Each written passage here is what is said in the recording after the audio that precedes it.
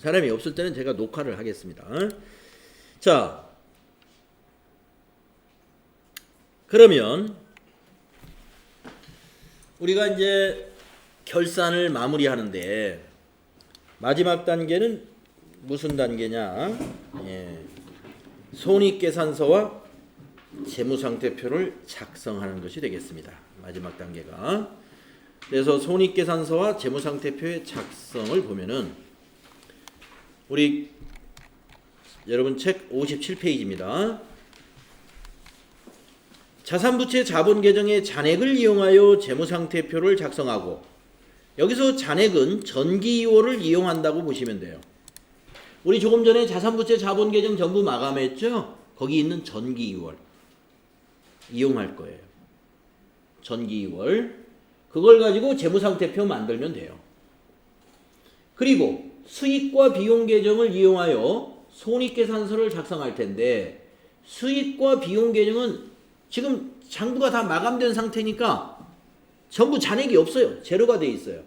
그래서 이건 뭘 가져오냐면 아까 임시계정으로 손익계정 만들어놨죠? 그 손익계정을 옮기면 그게 손익계산서가 돼요. 예. 자, 그래서 손익계산서와 재무상태표를 작성해 보도록 하겠습니다. 작성하고 나서 I can box를 한번 읽고서 정리해 보도록 하겠어요. 자, 그러면 작성하러 갈까요? 자, 우리 양식을 다 그려놨습니다.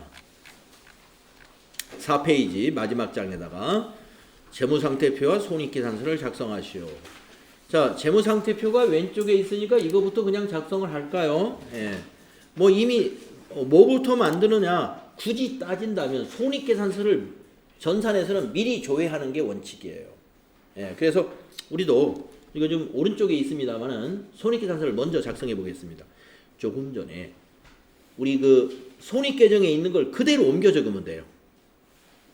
자, 그러면 이자 수익 5만원 수익에다가 옮겨 적고, 수수료 수익 8만원 옮겨 적고, 손익계산서 대변에다가, 그리고 차변 비용 쪽에다는 급여 3만원 옮겨 적고, 우리가 손익계정에는 미처분 이익잉여금이라고 되어 있지만 손익계산서에서는 이미 결산이 끝났기 때문에 그거는 미처분 이익잉여금이 아니에요. 이제 여기를 벌어들인 이익이다 해서 당기 순이익이라고 10만원을 표시합니다. 당기 순이익 10만원.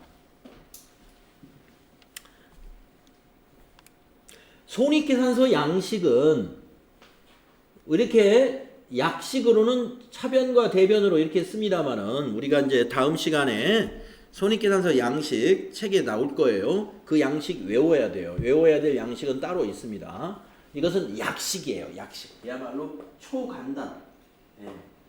그래서 수익을 모두 대변에 적고 비용을 모두 차변에 적어서 당기순이익을 표시하는 것입니다. 그래서 여기 밑에 계란을 만들어 놨으니까 굳이 여기를 적는다면 13만원 차변이 되고 대변도 13만원이 되겠습니다. 13만원이 이렇게 되겠습니다. 그래서 손익계산서라는 것은 손익계정을 그대로 옮기면 손익계산서인데, 우리 손익계정에서는 결산 단계에서 이 부분이 당기순이익이라고 안 돼 있었고 미처분 이익잉여금 자본으로 대체하는 계정 과목을 썼고, 손익계산서 재무제표에서는 이렇게 당기순이익이라고 표시한다. 그리고 손익계산서는 손익계산서 제목 밑에 이렇게 기간을 적어요. 1월 1일부터 X1년 12월 31일까지의 성적표입니다. 라고. 손익계산서가 성적표입니다. 성적표. 그러면 우리가 이 손익계산서는 항상 당기의 성적표예요. 금년에 이러한 성적을 보였습니다. 당기의 성적표.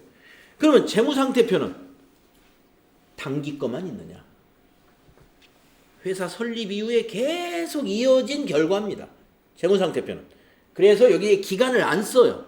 기간을 안 쓰고 뭐라고 쓰느냐? 재무상태표에서는 몇 년, 몇 월 며칠, 현재입니다. 이렇게 써요. 몇 년, 몇 월 며칠. 결산이면 12월 31일이겠죠. 2019년이면 2019년 12월 31일 현재 우리 회사의 재산 상태는 이렇습니다. 이 재산 상태가 금년에 금년 1년 만에 다 이루어진 게 아니죠. 물론 금년에 설립한 회사는 금년 1년 만에 이루어진 거고 5년 전에 설립한 회사는 5년간 쌓아놓은 재산 상태가 이렇다. 5년간 쌓아놓은 재산. 손익계산서는 단기의 영업 성과예요. 우리가 단기에는 이만큼 장사를 했습니다. 네? 단기의 성적표가 손익계산서. 그래서 기간을 써요. 언제부터 언제까지 성적이냐 이거예요. 기간. 근데 재무상태는 언제 현재. 네, 언제 현재 시점이 이렇다. 자, 그래서 재무상태표는 어떻게 되느냐? 전기 2월만 여기다 다 가져 나오면 됩니다. 그래서 자산의 전기 2월 중에 현금이 있을 거예요. 현금의 전기 2월이 얼마였을까요? 예, 63만 원 자산 쪽에 들어가는 것이고 그 다음에 보통예금이 있었어요. 보통예금의 전기 2월이 얼마였어요? 67만 원 옮겨 적으시면 되는 것이고 그 다음에 단기 대여금이 있었을 거예요. 단기 대여금이 전기 2월이 얼마 있어요? 50만 원 옮겨 적으면 되는 겁니다. 또 하나 있나요? 야, 동그라미 하나 빠졌어요? 네네. 자, 자산이 요 세 개였습니까? 그러면 자산 다 적어요. 그러면 자산 끝나면 재무상태표 차변에는 자산만 오는 거니까 이거 합계 적으면 됩니다. 예. 60만 원에다가 120, 130에다 180만 원이네. 자산 총계 180. 이게 자산 총계가 되겠고. 그러면 우리 회사 자산이 총 180인데 이것이 남의 빚을 얻은 것은 얼마고 내 것, 순수한 내 것은 얼마냐? 이걸 부채와 자본으로 나누어 표시하는 거죠. 그래서 부채 개정 과목이 거기 있었죠. 단기 차입금이 있었죠. 단기 차입금 전기 2월이 얼마로 돼 있어요? 예, 70만. 그게 되는 것이고. 부채가 이거 말고는 없었죠. 예. 그러면 자본이 있었습니다. 자본이 두 개가 있었어요. 자본금이 있었고, 자본금이, 예. 자본금은 100만 원 있었죠. 네. 그래서 자본금 1,000,000이 있고, 그 다음에 10만 원은 뭐가 있었죠? 예. 미처분 이익, 잉여금. 이름이 좀 어려워요. 개정과학 이름이 좀 복잡하죠. 미처분, 아직 처분하지 않은 이익잉여금. 이익잉여금은 어디서 왔어요? 영업을 한 이익. 예. 영업을 해서 벌어들인 돈이 이익잉여금이에요. 예. 그래서 결국에 요 단기 순이익이 이쪽으로 온 거예요. 그러니까 벌어들인 거 어디로 갔죠? 재산으로 쌓여야죠. 재산으로. 예. 우리 회사가 벌어들인 건 이거 10만 원 벌어들인 거예요. 결국에. 장사를 해가지고 단기 순이익만큼이 이제 벌어들인 돈이에요. 예. 총 벌어들인 거에서 비용을 다 털어내야 될 거 아니에요. 비용. 예. 요것은 이제 자본으로 쌓이는 거예요. 자본으로. 그래서 주식회사에서 자기가 나는 혼자 주주야. 근데 우리 회사 벌어들인 돈 내가 다 가져가고 싶어. 그러면 여기 미처분 이익이익으로 일단 옮겼다가 이것을 나중에 배당금으로 예, 배당을 다 하면 돼요. 그러면 사장님한테 전부 배당이 가는 거예요. 주주한테 배당. 자, 그래서 대변의 합계는 뭐가 되느냐? 부채와 자본의 합계가 되죠. 부채와 자본의 합계. 합계랑 총계랑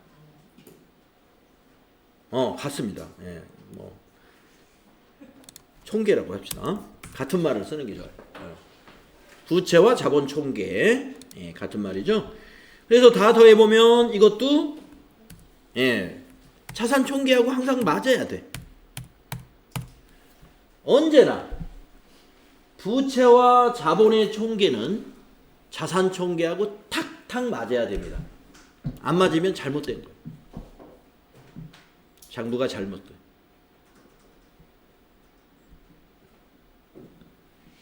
그래서 여러분은 지난번에 사전평가 시험 볼 때 제가 재무상태표 등식 2번 문제로 냈더니 여기 있는 사람이 다 맞췄어요. 자산은 리콜 부채 더하기 자본이다. 이걸 다 여기 13명이 다 알고 있더라 이거. 지금 증명되죠? 자산 합계가 180이고 총계가 부채와 자본 총계도 180이잖아요. 그래서 자산은 부채 더하기 자본이다. 건강한 회사나 건강한 가게는 어떻게 되겠어요? 이 자기 자본 비율이 부채 비율보다 높겠죠. 예. 부채보다. 부채가 그 회사 그 집이 이제 개인 가정으로 말하면 그 집이 아주 삐까뻔쩍한 집에 살아요. 네. 아주 집이 그냥 으리으리한 아파트에 산대요. 와, 저 집 정말 좋겠다. 근데 몇 년 안 가더니 뭐 그냥 난리가 났어. 예. 보니까 그게 자기 자본이 아니라 그 집값의 90%를 다 은행 빚으로 샀던 거예요. 그 이제 은행의 이자를 못 갚으니까 은행에서 경매를 붙였네. 예. 그래서 이제 나가는 거죠. 그러니까 항상 부채 비율이 높으면 그런 위험에 빠지는 겁니다. 개인만 그러는 것이 아니라 기업도 똑같다는 거죠. 은행에서 계속 달라는 대로 빌려달라는 대로 은행에서 돈을 빌려주면 기업은 까딱 없어요. 필요하면 은행에 돈 좀 빌려줘요. 계속 빌려면 되죠. 근데 은행이 계속 빌려줍니까? 기업을 봐가면서 빌려줘요. 돈을 이 성과가 손익계산서에서 경영 성과가 계속 좋게 나온다. 그러면 이 회사는 장래가 있구나 하고 마음 놓고 빌려줄 수 있습니다. 그런데 성적표 가져오세요. 그러니까 성적이 보니까 형편없어. 뭐 이자라도 낼 수 있겠어 이러다가 안 빌려줍니다. 그러면은 이제 빚으로 돌려막는 게 끝나게 되죠. 돌려막기 끝나면은 어떻게 해요? 기업이 이제 부도에 빠지는 거예요. 부도에 일단 직원들 급여도 일단 기업체의 외상대금을 못 갚기 시작하죠. 예. 외상을 못 갚기 시작하고 나중에 결국에는 직원들 급여를 못 주게 됩니다. 예. 직원들 급여가 막 한 달 밀려, 두 달 밀려. 악순환이 돼서 망하죠. 기업이 망하는 게 그렇게 망하는 거예요. 그래서 부채 조심해야 됩니다. 요즘 같은 금리가 낮고 이럴 때는 뭐 큰 걱정이 없지만 금리라는 건 이게 환경에 따라 달라지는 거기 때문에 자 그래서 건실한 기업은요 자기 자본 비율이 높은 회사예요. 자기 자본 비율이 높은 회사. 네. 자 이렇게 해서 손익계산서와 재무상태표를 우리가 작성함으로써 뭐가 끝났어요? 결산 끝. 자 정말 끝났는지 한번 책으로 돌아가서 보도록 하겠습니다. 자, 회계의 순환 과정을 지금 요약을 했어요. 거래가 발생하면 뭐를 한다? 분계를 한다. 분계하면 뭐를 한다? 전기를 해야 된다. 전기까지를 계속 일상에서 하게 되는데 결산일을 맞이하면 결산 예비 절차를 통해서 시산표, 수정전 시산표라는 걸 만들고 또 수정사항을 분계를 합니다. 그러면 이제 수정 후 시산표가 만들어지고 결산 본 절차에 들어가 가지고 총계정 원장을 마감하게 되는데 이때 총계정 원장을 마감하는 순서는 손익계정을 먼저 마감해요. 수익과 비용을 먼저 마감. 그리고 나서 재무상태표 계정을 마감했죠. 차기이월, 전기이월 나중에 했잖아요. 예, 손익으로 대체하는 걸 먼저 하고 이게 지금 장부 마감을 했던 겁니다. 그리고 방금 결산 보고서를 만들었어요. 손익계산서와 재무상태표를 방금 만들었습니다. 이렇게 해서 결산이 끝났습니다. 그런데 결산 보고서가 밑에 5가지가 있어요. 5가지가 있는데 재무상태표하고 손익계산서는 어느 기업이든지 다 만들어야 돼요. 예, 어느 기업이든지 다 만들어야 되고, 그러나 밑에 3, 4, 5번 요거는 일정한 기업만 만듭니다. 추가로 현금흐름표, 자본변동표, 주석. 예, 주석은 모든 기업이 거의 다 만들겠네요. 그러나 현금흐름표나 자본변동표는 상장 기업들은 반드시 만들어야 됩니다. 예, 비상장 기업은 반드시 만드는 건 아니에요. 만들면 더 좋고 안 만들어도 결산이 끝나게 돼요. 그러나 우리는 재무제표 하면은 이 5가지가 있다. 이 5가지 종류는 외워둬야 돼요. 예. 재무제표란 무엇이냐? 결산 보고서를 말하는 건데, 결산 보고서를 우리가 재무제표라고 해요. 재무제표. 결산 끝나면서 만드는 보고서. 그런데 지금 우리 재무상태표, 손익계산서 약식으로 만들어 봤죠? 뭔지 아실 것이고. 뭐냐? 재무상태표라는 것은 일정 시점에 기업의 재무상태, 재산상태 같은 말입니다. 그거를 파악하기 위한 보고서이고, 손익계산서는 일정 기간, 왜 기간인지 아시죠? 1월 1일부터 12월 31일. 일정 기간에 기업의 경영 성과, 수익이 얼마고 비용이 얼마라서 당기순이익이 얼마입니다. 라는 걸 파악하기 위한 보고서다 이겁니다. 예. 오늘 전자신문에 보니까 삼성전자 3, 4분기 영업이익을 발표를 했더라고요. 3, 4분기다 그러면 7, 8, 9월 겁니다. 7, 8, 9. 그래서 삼성전자라든가 현대자동차라든가 이런 대기업들은 국민들의 관심이 국가적으로 아주 많아요. 그렇기 때문에 이게 뉴스거리가 됩니다. 네, 뉴스거리가 돼서 삼성전자가 작년도 2018년도 3, 4분기에 영업이익이 17조였대요. 17조. 그런데 2019년 올해 3, 4분기 세 달치 영업이익은 7조랍니다. 7조. 3, 4분기? 3개월. 우리가 1, 4분기가 1, 2, 3이 1, 4분기. 예? 2, 4분기는 4분의 1씩 나누는 거예요. 예. 3분기, 4분기인 줄 알았어요. 그렇지. 예, 3, 4분기라는 것은 우리가 1, 4분기 하면 1월부터 3월이고요. 2, 4분기를 4, 5, 6.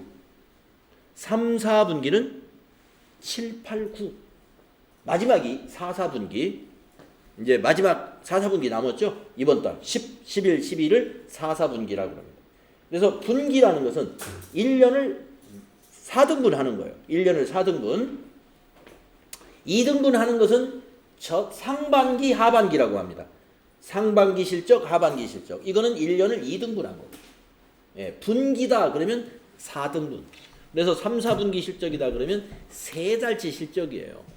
3달의 영업이익이 10조, 뭐 17조 이런 회사니까 어마어마한 회사입니다. 예, 삼성전자 같은 회사. 네, 그래서 하여튼 작년에는 17조였는데 올해 7조. 예, 10조가 줄어들었어요. 네. 반도체 산업이 그만큼 이제 만만치 않다는 겁니다. 반도체, 그건 뭐예요? 반도체 단가가 안 좋았다든가, 아니면 반도체 생산이 국내 업체인 삼성전자나 하이닉스만 생산하는 게 아니라 이제 이웃나라 중국에서도 많이 생산하잖아요. 예, 우리 반도체 기술을 중국이 다 이어받았죠. 예, 하이닉스나 삼성전자나 반도체 공장을 중국에도 많이 지었지 않습니까? 그래서 기술도 그쪽으로 다 이전이 많이 됐다. 그래서 이제는 반도체 시장도 만만치가 않다. 그래서 지금 국가적으로 또는 경제계에서 지금 우리가 이제 반도체를 그동안 새로운 먹거리라고 해서 쭉 그동안 먹고 살았는데 이제 새로운 먹거리 산업을 찾으려고 많은 노력을 하고 있는 거 아시죠? 예. 자, 그러면 현금 흐름표는 뭐냐 이거. 현금 흐름표. 현금 흐름표도 일정 기간, 우리 1년 동안 기업의 현금의 유입과 현금의 유출에 관한 보고서. 현금의 유입과 유출이 용도별로 어떻게 흘러갔는가. 예. 재무활동, 영업활동, 투자활동으로 나누어 가지고 보고서를 만들어요. 그 다음에 자본 변동표. 자본은 재무상태표 계정인 이 자본을 말하는 거예요. 그러니까 이것은 일정 시점이죠. 일정 시점에 기업의 자본 크기와 일정 기간의 자본의 변동에 관한 보고서입니다. 그러니까 전기 대비 단기의 자본이 우리 이제 뒷페이지에 보면 자본의 종류가 나와요. 자본 간에 어떤 변동이 일어나는가를 알기 쉽게 표로 만들어서 보고해야 돼요. 그게 자본 변동표. 그 다음에 마지막으로 주석. 여러분 워드 프로세서에 주석문이라는 게 있는데 워드 프로세서에 이 본문을 막 쓰다가 어떤 특정한 단어에 대해서 보충 설명을 넣어주는 걸 주석 중에 모든 페이지에 넣으면 각주, 뒤에다가 모아서 넣으면 미주라고 하죠. 예, 끝에 넣어주는 게 미주고 매 페이지마다 넣는 게 각주예요. 그 합쳐서 주석이라고 그래요. 여기서 주석이 그겁니다. 재무상태표, 손익계산서에 특정 금액이나 계정 과목에 대해서 추가적으로 거기다가 기호를 붙여서 별지에다가 세부적인 정보를 보여주는 거예요. 네, 세부적인 정보를 보여주는 거예요. 그러니까 주석은 책으로 돼 있어요. 책으로. 네, 책자처럼. 그래서 그 회사의 좀 세부적인 재무 상태나 손익 상태를 제대로 파악을 하려면 이 주석까지 다 읽어봐야 알아요. 그런데 모든 기업이 다 주석까지 다 만들어요? 네, 다 만들진 않습니다. 이 소기업들은 그냥 재무상태표하고 손익계산서 정도 만들어요. 자, 그러나 재무제표 종류 5가지 다 외워야 됩니다. 네, 재무제표에는 재무상태표, 손익계산서, 현금흐름표, 자본변동표, 주석 이 5가지가 재무제표다. 자, 밑에 그림을 보면 지금까지 했던 것이 어느 정도 윤곽이 잡힙니다. 자, 우리 시산표 등식을 한번 보면은 시산표는 자산이 뭐예요? 기말 자산이었죠? 비용은 뭐예요?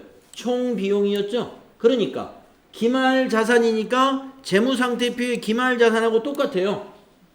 또 비용이 총 비용이니까 손익계산서의 비용하고 똑같아요. 시산표에서. 자, 이 표를 보세요. 이제 부채 보세요. 부채, 잔액시산표의 부채는 기말부채라고 그랬죠. 그러니까 여기 있는 부채 3만 원이랑 재무상태표 부채 3만 원 같은 거예요. 자, 그런데 자본을 보세요. 잔액시산표의 자본은 30만 원입니다. 그런데 재무상태표에 있는 자본은 36만 원입니다. 6만 원이 왜 늘어났느냐? 보니까 손익계산서에서 당기순이익이 6만 원이 있었대요. 이 당기순이익은 우리가 손익계정에서 자본으로 대체를 시키잖아요. 그래서 6만 원이 늘어서 36만 원이 됩니다. 그러니까 시산표의 자본은 아직은 결산 전이니까 자본은 기초자본이다 이거예요. 그래서 우리가 시산표 등식에서 자본을 기초자본이라고 쓰는 거예요. 다르잖아요. 여기 있는 자본은. 수익은 총수익이죠. 총수익이니까 손익계산서에 있는 수익과 같은 것이다. 네, 같은 것이다. 네. 자, 우리가 장부라는 것은요, 이중으로 기록을 합니다. 항상 이중으로.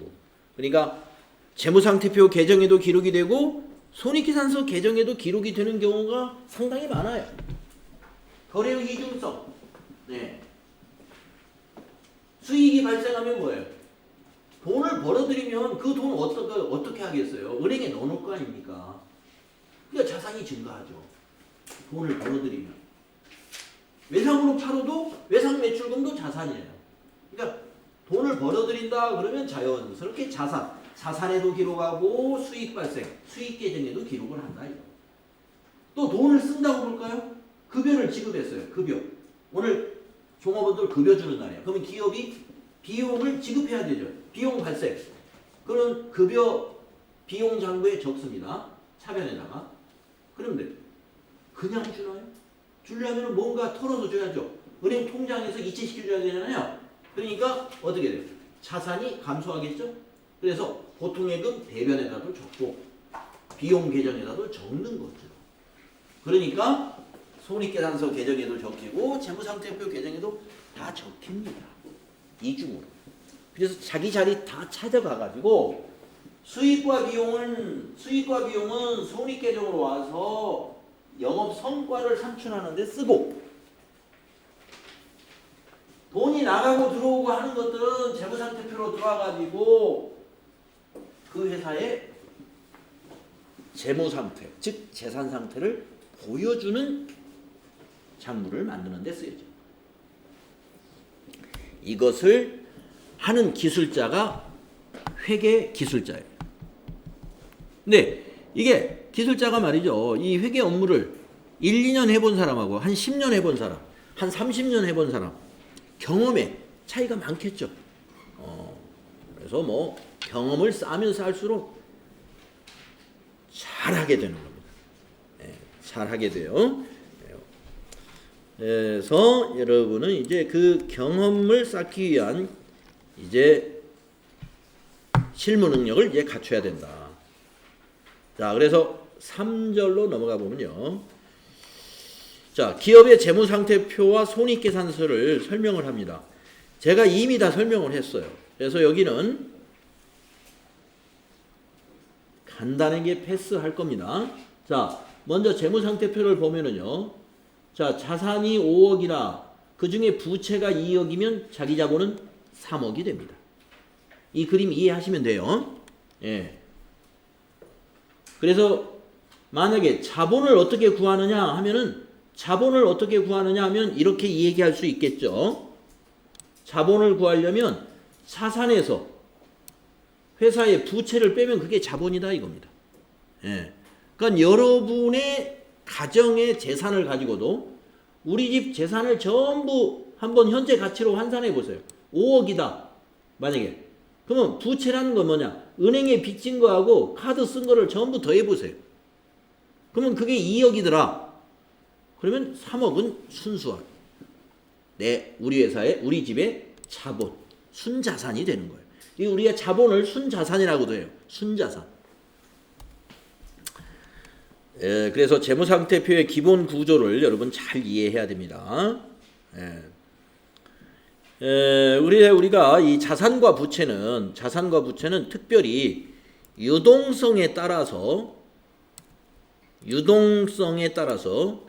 유동자산, 유동부채 또는 비유동자산, 비유동부채로 구분을 해요. 자, 유동과 비유동의 차이는요. 지금 이 단계에서는 유동과 비유동을 어떻게 구분하는지를 알면 됩니다. 유동과 비유동의 구분은요. 1년을 기준으로 해요. 1년. 네. 자, 어떤 말이 있느냐. 네. 여기 4번에 볼까요? 1 내지 3 외에 보고기간 종료일로부터 1년 이내에 현금화까지만 알면 됩니다. 1년 이내에 현금화 될 수 있는 것으로 예상된다면 그게 유동자산. 1년 안에는 현금이 될 거야. 이런 게 유동자산입니다. 아니면 정상적인 영업주기라는 말이 여기 나오죠. 정상적인 영업주기 내에 실현된다는 것은 현금화된다는 말과 마찬가지예요. 우리가 영업주기라는 말을 여러분이 어떻게 이해하시면 되냐면 일반적인 제조업들은 예를 들어서 이런 마우스를 만들어서 파는 회사를 한번 생각해 볼까요? 그 마우스를 만들려면 이런 플라스틱 원료라든가 여기 전자제품 같은 거 일단 사야죠. 그래서 공장에서 이렇게 금형할 건 금형하고 조립할 건 조립하고 가공해서 만들어야죠. 얼마나 걸릴까요? 요 마우스 만드는데 여러분 생각에. 만약에 여러분 마우스 공장을 여러분이 하나 차릴 것 같아요. 요거 만드는데 얼마나 걸릴 것 같아요? 대략적으로? 1, 2년 걸리는 건 아니죠. 이 마우스 하나 만드는데 1, 2년 걸리면 이거 뭐 팔아봐야 뭐 몇만 원 받을 텐데 몇만 원 받는 물건을 1, 2년 걸려서 만들면 그 남는 장사 하기 틀렸죠. 예. 이런 거 만드는 것은 하루에도 수백 개씩 아마 만들 거예요. 딱 시설만 갖춰놓으면. 그렇죠? 인력 갖춰져 있고 공장에 그 공장 프로세스가 다 돼 있으면 1년에 이거 아니 한 달에 수백 개씩 만듭니다. 수천 개씩. 그러니까 이거 만드는 데는 원료 조달부터 만들어내는 것까지 뭐 일주 주면 끝. 그럼 만든다고 해서 돈이 되나요? 일단 직매장이나 어디 거래처에다 이거 팔아야 되잖아요. 자, 우리 다 만들었으니까 좀 갖다 좀 팔아주세요. 상품을 내놔야 돼요. 그러면 이제 매장에 내놨어요. 매장에 내놔가지고 아니면 인터넷 쇼핑몰에 올렸어요. 올려가지고 이게 이제 소비자가 사줘야죠. 근데 이거 올려놨는데 1년이 가도 안 팔려, 이게 마우스가. 그러면 이거 팔기 틀려먹은 거죠. 예. 대개는 물건이 다 소비자에게 필요한 물건 같으면 올리면 1, 2주 안에 다 거래가 일어나죠. 그러니까 자, 여러분 보세요. 책상을 만드는 업체든 무슨 뭐 냉장고 이런 공기청정기를 만드는 업체든 만들어서 파는데 몇 달 만에 다 만들어지고요. 그게 팔려서 돈이 들어오는 건 거의 다 1년 안에 다 해결이 됩니다. 그래서 우리가 유동자산을 1년 이내로 버는 거예요. 거의 다 1년 안에 다 팔려서 현금이 되니까. 그런데 예외가 있어요. 항공기를 제작한다든가 아니면 큰 선박을 만드는 회사들. 이런데 또 우리 주변에서 보면 아파트를 건축하는 회사들. 아파트는 한 땅 파기 시작해서 입주하려면 2, 3년 걸리죠. 이런 것이 영업주기예요. 그런 특별한 업종은 영업주기가 1년을 넘을 수가 있어요. 그런 업종에서는 유동자산을 구분하는 기준이 자기 회사의 영업주기에 맞춰서 분리하는 거예요. 자기 회사의 영업주기. 이건 특별한 경우고 일반적으로 1년입니다. 자, 1년을 넘는 것들은 다 비유동자산입니다. 부채도 마찬가지. 유동부채. 1년 이내에 상환하는 것. 네? 상환이 뭐예요? 그렇죠. 갚는 거. 1년 이내에 상환해야 되는 부채가 유동부채. 그 이외의 것은 비유동부채입니다. 예, 그러면 여러분 유동자산, 비유동자산, 유동부채, 비유동부채의 의미를 알았죠? 네. 그 다음에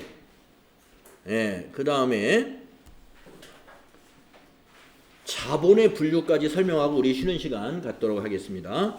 자, 주식회사, 법인의 자본은 이렇게 좀 복잡합니다. 자본을 분류할 때 자본금, 자본잉여금, 자본조정까지 이렇게 분류를 이 세 개를 뭐라고 부르냐면 이렇게 불러요. 주주와의 거래다. 법인이 주주와 거래할 때 발생하는 것이 자본금, 자본잉여금, 자본조정입니다. 법인이 주주하고 거래해서 발생하는 것들. 그 다음에 이걸 건너뛰어서 이익잉여금이라는 거 있죠? 예, 이것은 기업의 영업 성과가 자본으로 온 거예요. 우리 영업 성과는 손익계산서잖아요. 조금 전에 당기순이익이 이익잉여금 안에 미처분 이익잉여금으로 들어오는 거 보셨죠? 우리가 해봤었죠? 그게 다 이익잉여금이에요. 기업이 영업을 해서 벌어들인 돈이 다 이익잉여금으로 오는 겁니다. 즉 자본으로 오는 거예요. 자, 그러면 자본이라는 건 뭐가 있느냐? 법인은 주주와의 거래에서 자본이 형성이 돼요. 그건 주주와의 거래가 가장 기본적인 게 뭐냐? 주식을 발행하는 겁니다. 주식을 발행하고 주주들한테 돈을 받는 거잖아요. 그러면 기업이 자본이 증가하는 거예요. 예, 자본이. 그다음에 기업이 돈을 벌어들여서 이익을 발생하면 그 당기 순이익이 어디로 와요? 미처분 이익잉여금으로 오죠. 그게 바로 이익잉여금이에요. 영업 성과, 이익잉여금. 가운데 이것도 아니고 저것도 아닌 것이 기타 포괄 손익 누계액이에요. 예.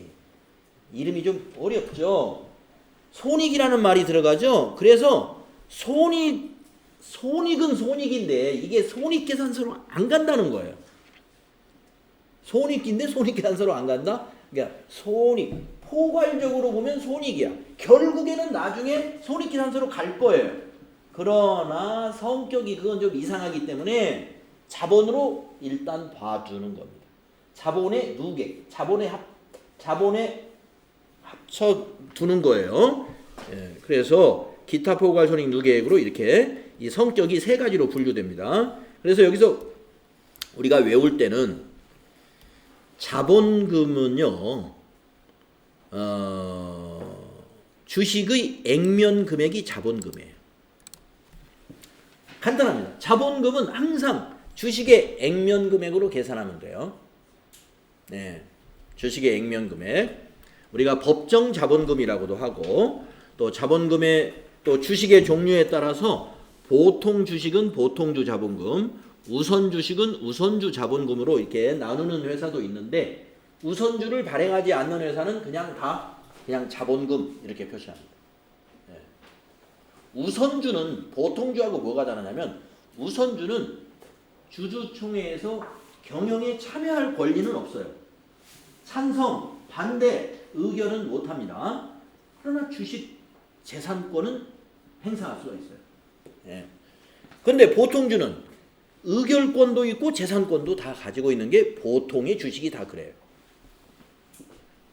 자, 자본금은 뭐다? 액면 금액으로 계산한다. 이거 기억하시고. 그러면 자본잉여금이라는 건 뭐냐? 아까 주주와의 거래에서 잉여금이 생긴 거예요. 회사가 주주와의 거래에서 10,000원짜리 주식을 10만 원에 파는 거예요. 주주한테. 그러면 9만 원 이익 생겼죠. 네? 10,000원짜리 주식, 액면가 10,000원짜리 주식을 10만 원 주고 주주들에게 팔아요. 그러면 한 주당 9만 원씩 이익이 생깁니다. 그것을 우리가 주식 발행 초과금 이렇게 불러요. 주식 발행할 때 더 많이 받은 거. 주식 발행 초과금.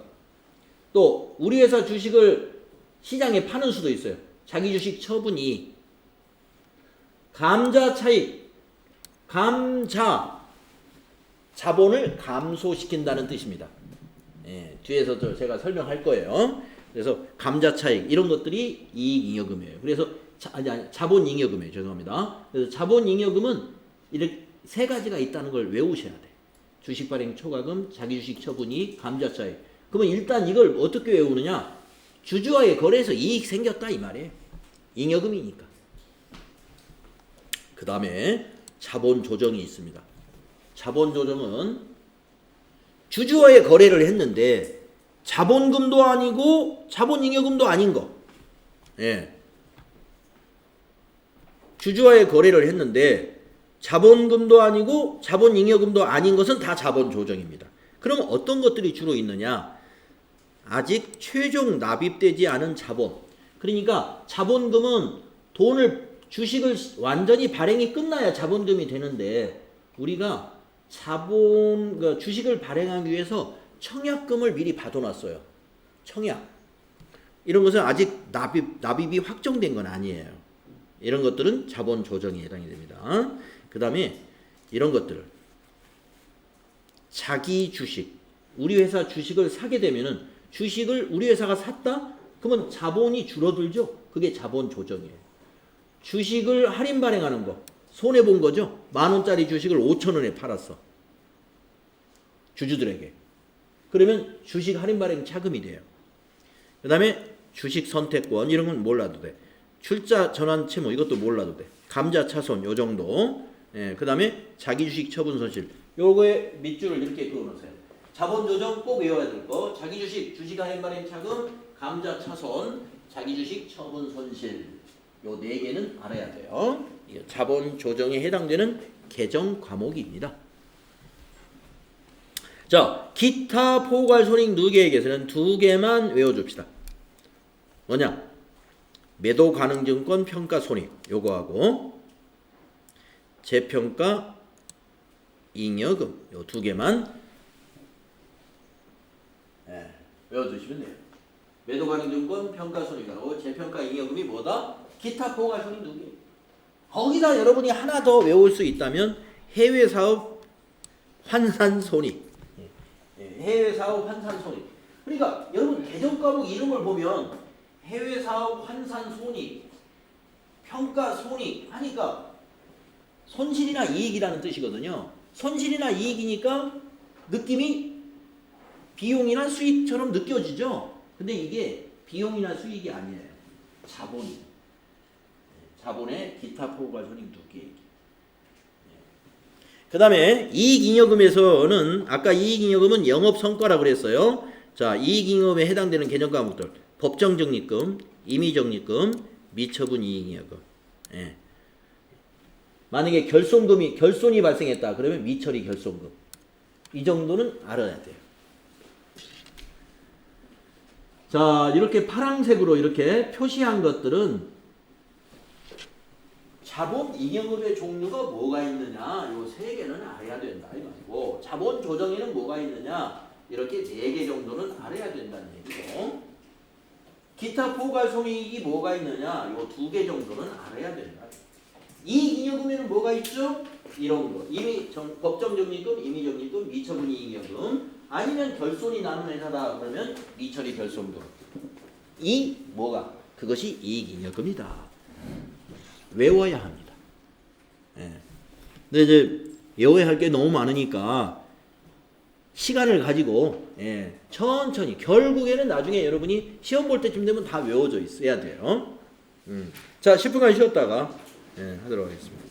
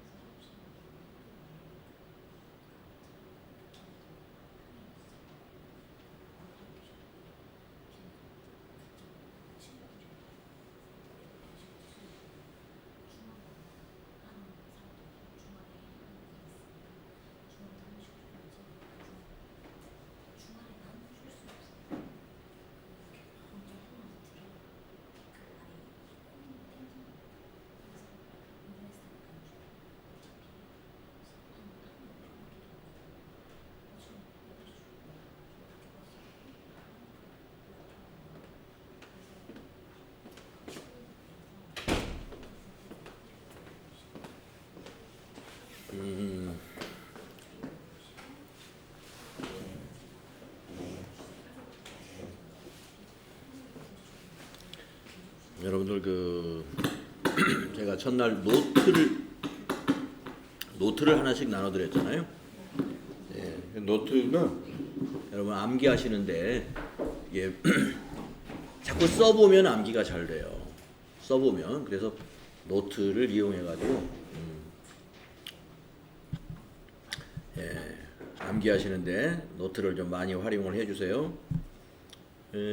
자, 우리 이제 60페이지. 자, 우리가 이제 앞 시간에 끝날 무렵에 우리 자산과 부채는 유동자산, 유동부채, 아니요, 유동자산, 비유동자산, 또 부채는 유동부채, 비유동부채. 그리고 자본은 이렇게 크게 5가지로 자본금, 자본잉여금, 자본조정, 기타 포괄손익두기, 이익잉여금 이렇게 자본이 5개로 나누어지는데 이 3가지는 주주와의 거래에서 발생하는 것이고 이거는 영업이익으로 영업을 통해서 발생하는 것이고 요거는 좀 특별한 것이다. 이렇게 말씀을 드렸습니다. 그리고 거기에 해당되는 개정 과목들은 우리가 뭐 하루에 다 외울 수 있는 사람은 아무도 없어요. 자꾸 봐가지고 눈에 넣어주시고. 자, 이제 4번 자산과 부채를 우리가 표시할 때는 총액으로 표시해라 하는 게 원칙이라는 겁니다.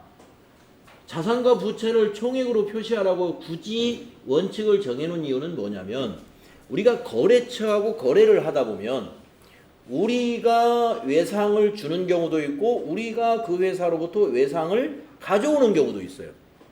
그러면 우리 회사가 거래처에다 외상을 주면 외상 매출금이라는 자산이 되고 우리 회사가 거래처로부터 외상을 받아오게 되면 외상 매입금이라는 부채가 됩니다. 그래서 우리 회사가 팔은 것은 가령 500만 원이고 우리 회사가 외상으로 가져온 것이 만약에 200이라면 500은 팔았고 200은 우리가 가져왔어요. 근데 전부 다 외상이야. 그러면 이 200을 털어가지고 외상 매출금 300 이렇게 표시하는 것은 총액 표시가 아니라 차감해서 상계 표시한다 그래요. 그걸 상계한다. 상계하는 것은 빼가지고 표시한다는 겁니다. 원칙은 상계가 아니다. 총액으로 표시하라. 외상 매출금에도 500 다 집어넣고 외상 매입금에도 200을 다 넣어라 이런 얘기입니다. 그게 원칙입니다. 다만 예외는 있어요. 반드시 총액 표시하는 것은 아니고 그 해당 기업에서 채권과 채무를 순액 기준으로 결제나 동시에 결제할 의도가 있다면 상계에서 표시해도 된다. 그러니까 우리는 항상 결제를 할 때 동시에 결제를 한다 이거예요. 그 회사 우리 거래처하고 항상 그렇게 계약을 맺었어.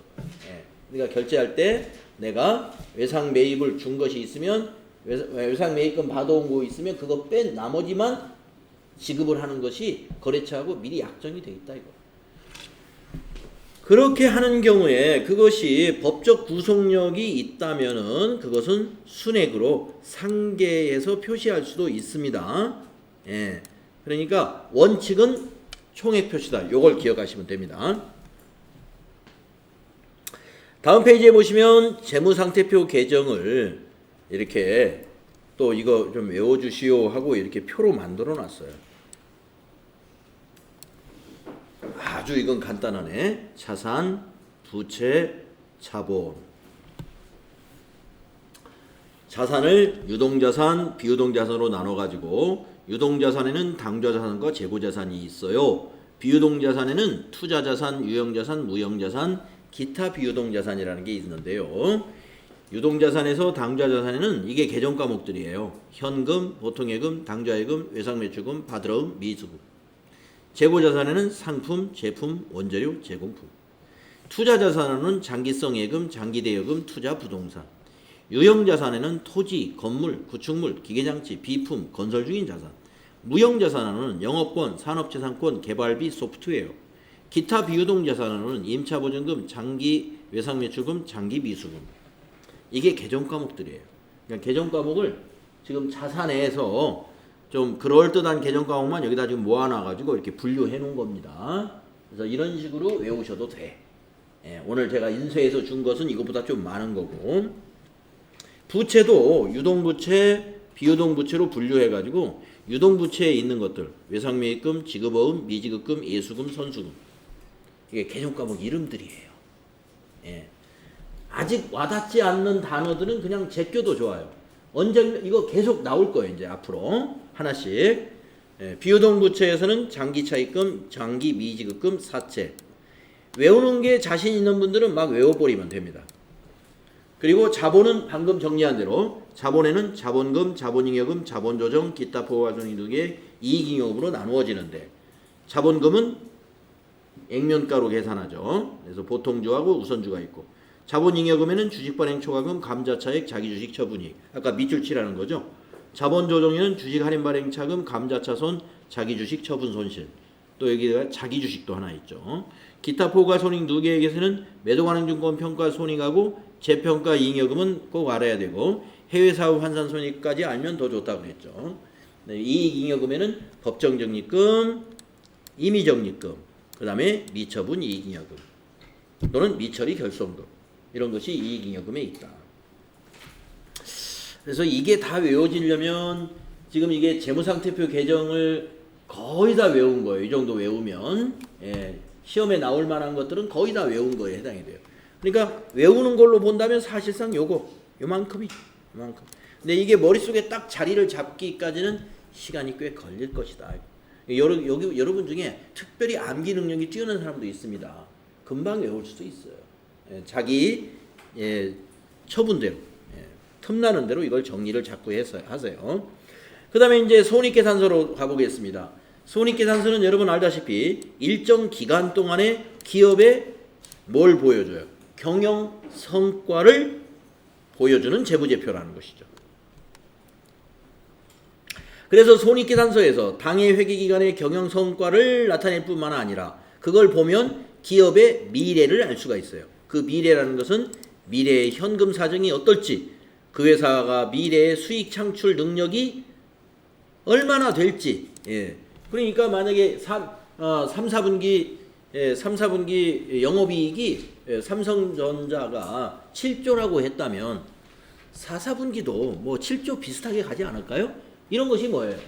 예. 미래의 수익 창출 능력을 예측할 수 있는 것이죠. 예측할 수 있는 것이죠. 그러면은 보통 3개월에 7조 영업이익을 내는 회사다. 그러면은 1년에 곱하기 4, 4, 7은 28, 한 30조 정도의 영업이익이 나겠구나. 이런 것들이 다 예측이죠. 예측. 예. 손익계산서를 통해서 그러면서 영업이익이 이렇게 많이 나면 미래의 현금 사정, 그 회사의 현금 사정도 좋아지겠구나. 이런 것들을 다 예측할 수 있다는 것입니다. 자, 그러면 이제 손익계산서의 기본 구조를 알아보자 이겁니다. 손익계산서는 다음과 같이 구분해서 표시해야 된다. 우리가 앞에서 손익계산서는 초간단, 초미니 손익계산서는 이렇게 대변의 수익, 차변의 비용, 모든 수익을 대변에 다 적고 모든 비용을 차변에 다 적어서 당기순이익 얼마. 이건 아주 초간단, 초미니 방식, T계정이라고 이게 T계정으로 손익계산서를 표시하는 방식이고, 원래는 그렇게 안 합니다.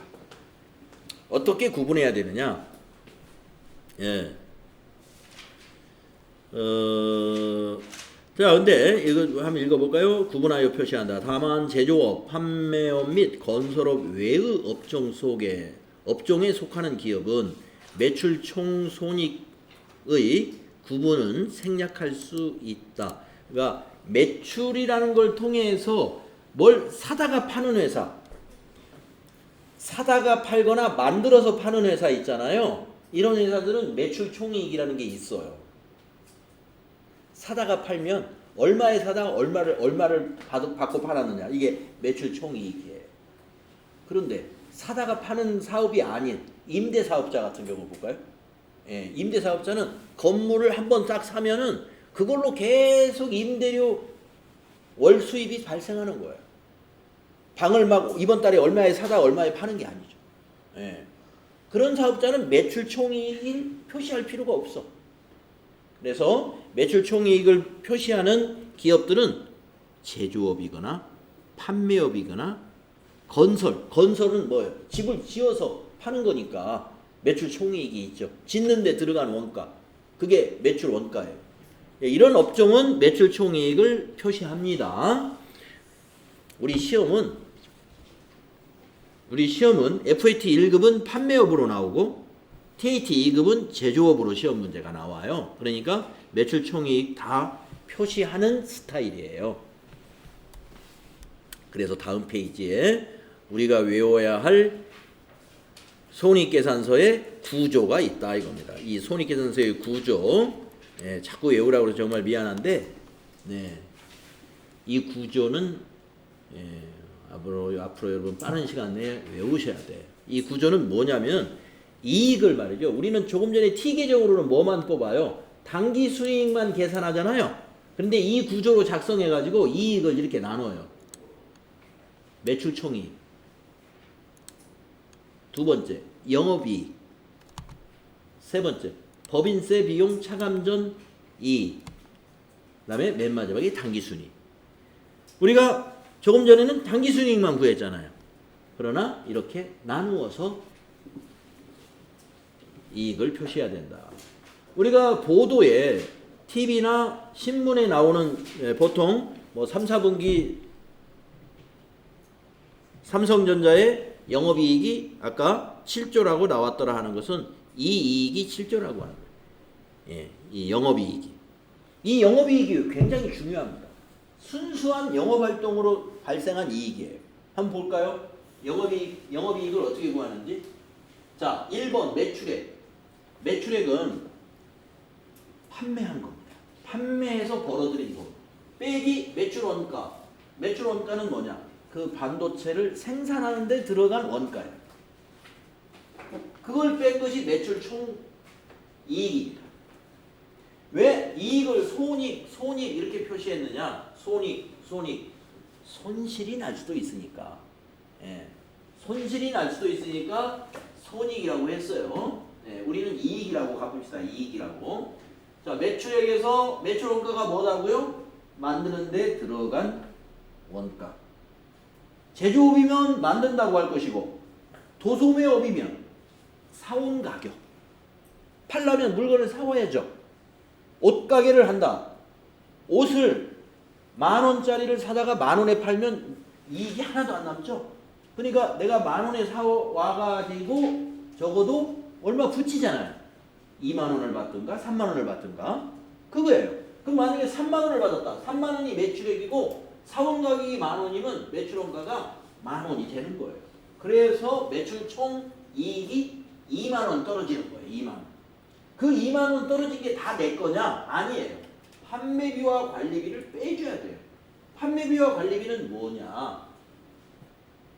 그 물건을 팔려면 가게가 있어야 되잖아요. 가게가 있으면 그 가게 월세를 내야 되잖아요. 임차료. 또 가게 나 혼자 장사를 할 수도 있지만 내가 자리를 비우면 누가 대신 팔아주는 직원이 있어야죠. 그 직원의 급료 이런 것이 판매비와 관리비예요. 판매비와 관리비라는 게 뭐냐면 판매 활동과 관리하는 데 들어간다 이거예요. 판매 직원의 급여라든가 판매 직원 점심 사주려면 복리후생비 들어가고 이런 것들이 그 월세 내는 거 이거 관리비예요. 이런 것들이 판매비와 관리비예요. 그 다음에 전등 켜놓으면 전기세도 내야 되죠. 수도세도 내야 되죠. 낼 것들이 한두 가지가 아니죠. 그 판매비와 관리비를 뺍니다. 그러면 판매비와 관리비가 하루에 5,000원 들어갔다. 그러면 아까 여기서 20,000원 남았었나요? 20,000원 남은 데서 5,000원 뺀 게 15,000원. 그게 영업이익입니다. 영업이익. 자, 여기까지가 아주 중요하다는 거예요. 이 영업이익이 굉장히 중요한 이유는 여기까지가 영업활동으로 발생한 이익이에요. 요 나머지 거는 영업하고 별로 관계가 없어. 그래서 나머지 밑에 보면 영업의 수익은 더합니다. 영업의 수익이 뭐냐? 옷가게는 옷을 파는 게 영업수익이에요. 요 매출액이 영업수익인데 영업의 수익은 옷을 안 팔고도 수익이 났다는 거예요. 예를 들면 그 옷을 계속 받아오면서 박스에다 받아오는데 박스를 차곡차곡 모아가지고 한 달간 모았더니 고물상에 갖다 줬더니 이 박스 값을 5만 원을 쳐주는 거야. 5만 원. 그럼 그 박스 싸놨다가 5만 원 받으면 그게 뭐예요? 영업외 수익이에요. 그 5만 원을 매출액에 넣는 거 아니에요. 자비익으로 해가지고 영업외 수익 이런 것 영업과 관계없는 수익. 영업의 비용은 뭐냐? 직원들 돈 주느라고 비용이 나간 게 아니라 영업 외적으로 내가 회사 돈이 내가 우리 회사 자본이 없으니까 그 집 보증 가게 보증금을 넣을 때 은행에서 돈을 빌려서 냈어요. 그러면 은행에다가 이자를 또 매달 내야 된다면 매달 내는 이자가 영업의 비용이에요. 영업과 관계 없어요. 그 비용은. 이런 것들을 수익은 더하고 비용은 빼가지고 이제 세금 내기 전에 이익을 우리가 법인세 비용 차감 전 이익이다 해서 법인세 비용 차감 전 이익 이렇게 표시합니다. 거기서 나중에 결산이 끝나가지고 법인세 세금을 빼면 최종적으로 나오는 게 당기 순이익이에요. 그래서 우리가 지난번에 연습했던 것은 앞 시간에 연습했던 것은 법인세도 냈다고 생각 안 했고 이런 거 전혀 없었고 몇 가지만 딱 가지고 아주 간단하게 연습하는 거예요. 제대로 꾸미면 이게 다 나와요. 제대로 꾸미면. 그래서 이 순서를 외워야 돼요. 왜냐? 문제에서 데이터를 딱 주고 영업이익이 얼마인가요? 이렇게 물어본단 말이에요. 보기 1, 10만 원, 보기 2, 20만 원, 보기 3, 30만 원, 보기 4, 40만 원 이렇게 내놔요. 그러면 여러분이 그 주어진 자료 뭐 얼마 막 써놓는단 말이에요. 그걸 보고 거기서 매출액이 얼마지? 딱 뽑아내고 매출원가 얼마지? 딱 뽑아내고 해서 빼가지고 매출 총액 내고 판매비와 관리비는 얼마지? 쫙 뽑아가지고 빼내서 영업이익 얼마 이걸 계산을 해내야 돼요. 영업이익 구하는 게 시험에 제일 많이 나옵니다. 영업이익 구하는 게. 자, 그래서 이 손익계산서의 구조 있잖아요. 이거 꼭 외워주세요. 기회가 있을 때마다 이거 자꾸 써볼 겁니다. 제가 이제 메모장에다. 그래서 지금 쭉 말씀드린 거예요. 매출액은 제품이나 상품을 판매하고 얻은 대가가 매출액입니다. 매출원가는 제품이면 만든 제조원가가 매출원가가 되고 상품이면 그것을 매입한 가격이 매출원가가 돼요. 여기서 간단하게 매출액에 대응되는 원가라고 그랬는데 이 대응하는 원가라는 건 제품이라는 것은 만들어서 파는 게 제품이고 상품이라는 것은 사다가 파는 게 상품이에요. 의미가 다릅니다. 두 개가 다 재고자산이에요. 두 개가 다. 제품을 팔았다. 그러면 옷가게에서 제품을 팔았다면 그 사장님이 만들어서 파는 거예요. 옷공장이 있는 거야. 아니면 자기가 이렇게 직접 재봉틀로 이렇게 만들었다는 거예요. 그건 제품을 팔았다고 말을 해요. 그런데 옷가게에서 상품을 팔았다 말하면 자기가 만든 옷이 아니에요. 메이커 거를 도매상에서 또는 공장에서 떼어다가 사다가 파는 게 상품. 제품과 상품이 다릅니다. 여러분 실제 우리 회계적인 용어가 아니라 일반 대화에서도 이런 거 구분해서 쓸 줄 알아야 돼요. 내가 만들어서 팔 때는 내가 제품을 판다 이렇게 말을 하고 띄어다 파는 사람은 상품을 판다 이렇게 말해야 알아듣는 사람이 제대로 알아듣는 겁니다. 그리고 판매비와 관리비 아까 말씀드렸죠. 판매비와 관리비는 여기 나오죠. 제품이나 상품 등을 판매하는 데 들어가는 판매 활동 또는 기업을 관리하는 데 들어가는 관리 활동에서 발생하는 비용이에요.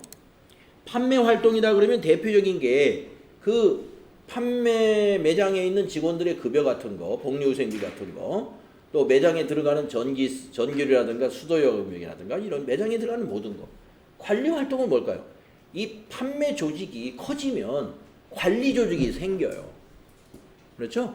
예. 판매를 한두 사람이 하는 판매 매장도 있지만 여러분 판매하는 회사 큰 회사를 생각해 보세요. 이마트, 하이마트 이런 회사를 생각해 보세요. 판매 부서 인원만 있는 게 아니죠. 구매팀도 있고 또 인사팀도 있고 아주 조직이 복잡해집니다. 그 관리하는 데 들어가는 비용도 결국에는 그 관리부서가 왜 필요해요? 장사하려고 관리부서가 필요한 거죠. 그렇기 때문에 판매비와 관리비가 전부 비용으로 보는 거예요. 거기까지를 뺀 것을 영업이익이라고 그래요. 여기까지 차감한 것을.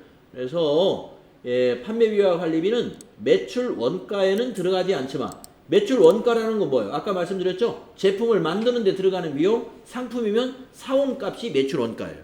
그걸 뺀 나머지 모든 영업비용이 다 뭐다? 판매비와 관리비다 이 말이에요. 그 다음에 영업 외 수익은 뭐냐? 아까 말씀드렸죠? 폐지 모아가지고 파는 거, 영업 외 수익. 네. 그러니까 원래 영업 활동이 아닌 어떤 의외의 이익이 발생했어요. 내가 상품을 이렇게 운반하고 하려고 이렇게 자동차를 하나 샀어요. 이 자동차를 200만 원 주고 중고차를 하나 샀는데 6개월 만에 그 중고차가 필요 없게 돼서 파는데 중고차 가격이 갑자기 올라가지고 200만 원에 사가지고 6개월이나 탔는데 팔 때는 300에 팔았어요. 그건 땡 잡은 거죠. 그게 바로 유형자산 처분 이익.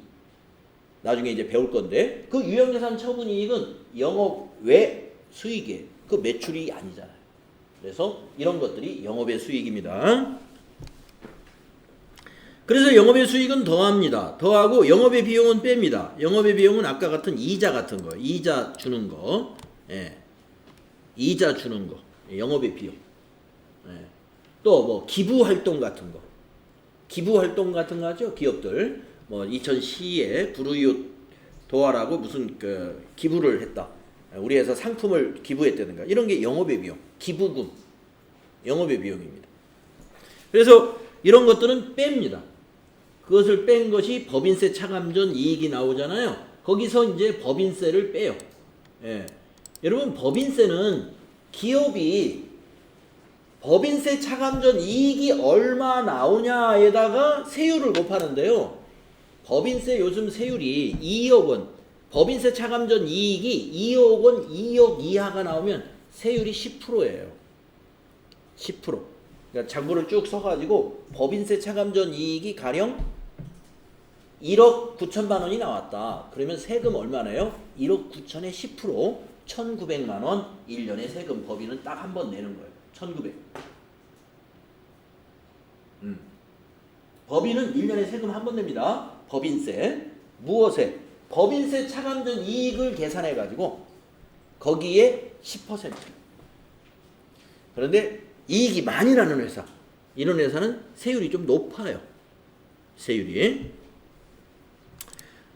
그래서 이제 그 법인세 비용을 뺍니다. 빼면 마지막에 나오는 게 당기 순이익이 나오죠. 이제 세금까지 빼면 그 당기 순이익이 어디로 가요? 자본으로 가는 거예요. 자본. 아까 자본으로 가는 거 봤죠? 우리 회계 처리할 때. 자, 그래서 손익계산서 개정에는요. 우선 수익 계정에 매출액하고 영업의 수익이 있습니다. 수익에는 매출액하고 영업의 수익이 매출액이 훨씬 큰 거예요. 상품 매출, 제품 매출이. 영업의 수익은 뭐 이자 수익, 배당금 수익, 임대료. 배당금 수익이라는 건 뭐냐? 우리 회사가 주식을 사놨어요. 그랬더니 삼성전자 주식을 사놨더니 삼성전자가 배당을 해주네. 그게 배당금 수익이에요. 회사가 받은. 임대료는 뭐냐? 우리 회사가 건물을 하나 갖고 있는데 그 건물 남은 사무실이 있어가지고 그 남은 공간을 임대를 주었어요. 그랬더니 임대료가 들어와. 그런데 임대료, 영업의 수익이에요. 단기 매매주고 평가이익 이런 것들이 영업의 수익이다. 요게 수익이고 비용은 매출 원가 비용이죠. 판매비와 관리비도 비용이죠. 영업의 비용도 비용이고 법인세 비용도 비용입니다. 좋은 기업이라면 수익이 크고 이런 비용들이 작아야 당기 순이익이 발생하겠죠. 그래서 여기 비용의 개정 과목 중에서 여러분 아마 판매비와 관리비 개정 과목이 이게 되게 많아요. 급여, 복리후생비, 여비교통비, 접대비, 통신비, 임차료 이런 것들이 판매비와 관리비고요.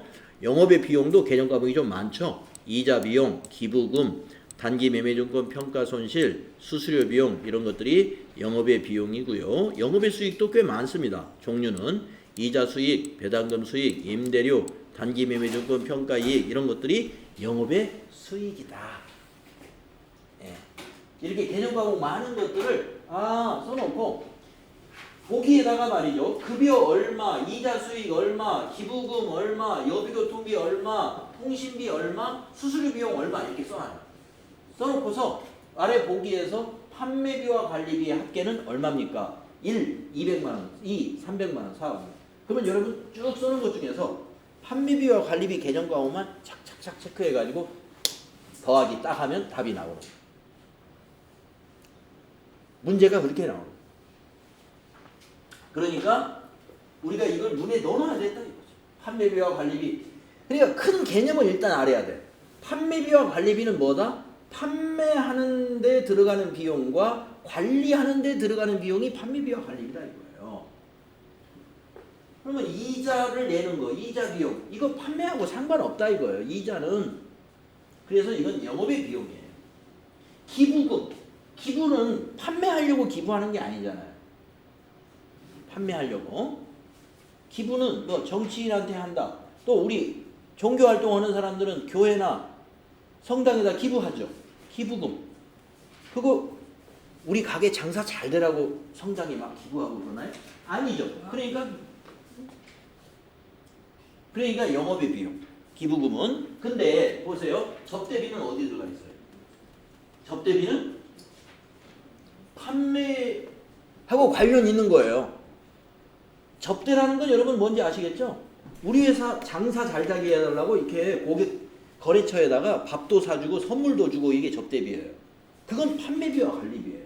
그렇게 개념을 잡으시면 돼요. 통신비. 우리가 통신비가 왜 들어가겠어요? 판매하고 관리하느라고 전화요금이 나가겠죠. 예. 그래서 손익계산서 개정 과목들 판매비와 관리비하고 다른 비용으로 구분되는 거 이거 눈에 잘 넣어놓으셔야 돼. 잘 넣어놓으시기 바랍니다. 그러다 보니까 시간이 다 됐으니까요. 다음 시간에 이제 우리 1장이 다 끝납니다. 이제 끝나고 이거 우리가 그동안 배운 거를 복습하는 시간, 문제풀이를 하고 이제 회계 이론 제대로 알기 내일 2장으로 내일이 아니군요. 예, 한글날 잘 쉬시고 태극기 달고 자 수요일날 지나서 10일날 나오시면 되겠습니다. 수고했습니다.